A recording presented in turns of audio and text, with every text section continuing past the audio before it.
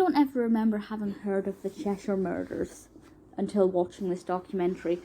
And I also have to say I started watching it not just with no knowledge of what it was really about, but also not even sure if it was Cheshire in the UK or Cheshire in, as it turned out, Cheshire in Connecticut in the States. And this is about a murder, a triple murder that took place in Cheshire in Connecticut in 2007.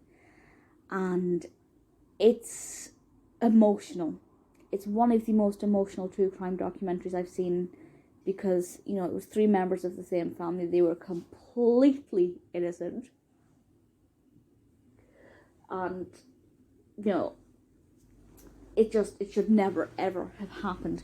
And almost what's worse, and I guess this is it's not a spoiler. What's worse is that the father survived, and that he has to live without those family members. Now, I'm not saying he should have died. That's obviously awful. But, you know, he's gone through this awful ordeal and has had his family ripped away from him by some very, very nasty individuals. But there are also some frustrating things about this case. The documentary, though, is pretty interesting. So it's 2 hours, and I actually think it's too long.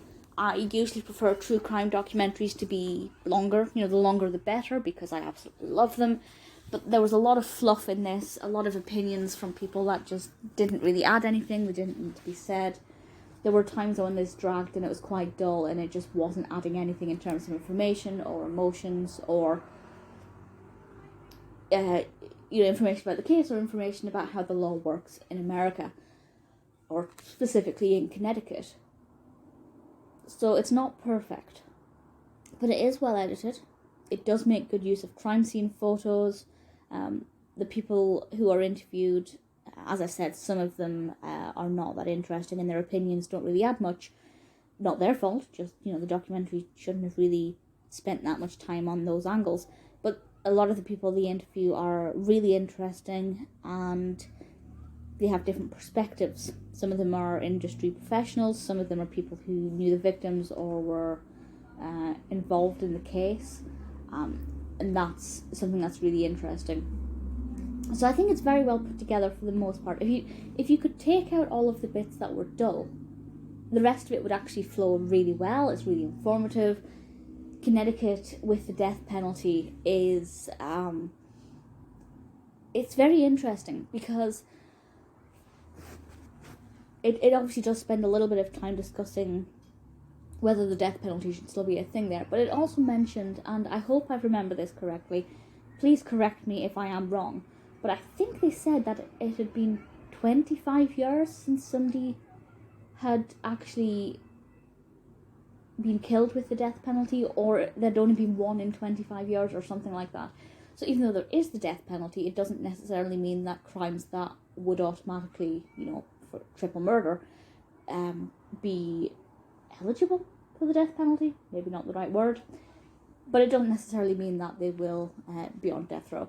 And I thought that was really interesting, as I've never really thought about that. You know, there are states that have the death penalty. It doesn't necessarily mean they use it as frequently as other states that have it. So although I thought they were getting a little bit off topic there, it was actually really interesting. Obviously the case itself is pretty informative. I would have liked to have known more about the victims themselves. There were 3 victims, the mother and her 2 daughters, and the Petit family, and I don't feel like I got to know them very much as people. I don't really know what their lives were like before this, and, you know, what they were like as a family unit. Obviously with the father surviving, I kind of feel like that's something we could have really touched upon and got to know them a lot better, and it would have made it a little bit more emotive. But they didn't really spend much time on that. They did, however, look at the culprits, the murderers, looking at their background, what their lives were like. And, you know, sometimes that's good. You know, there are a lot of true crime documentaries that focus more on the killer than the victims. But usually that's when it's a serial killer and they've murdered lots of people. And it makes more sense to focus on the serial killer rather than the victim. Because that sounded really horrible. I mean, if there are lots of victims, you can't give each of them enough time to truly get to know them over the course of, let's say, an hour. But with this, 2 hours, and I still don't really feel like I know the victims or the family unit very well at all. Whereas I feel like I know quite a lot about the murderers. Initially, they were just intruders. They broke in, they tied up the family, and this is the bit that really annoys me, not in the documentary, just about the case, about what happened. They took the mother to the bank to get, I think it was $15,000, and while she was there, she told the bank teller what was happening. And, this bank teller went and phoned the police immediately. Obviously, fantastic response from her. And then the mother just left. And obviously, I can't say what I would have done in the same situation. I hope I never find out. But I can't believe she just told the teller, accepted the cash, and then went back out to the car to her captors. Like, I just feel like there could have been biding more time there, and it could have had a completely different outcome. But again, when you're in that situation, I can't even imagine what it would be feeling like.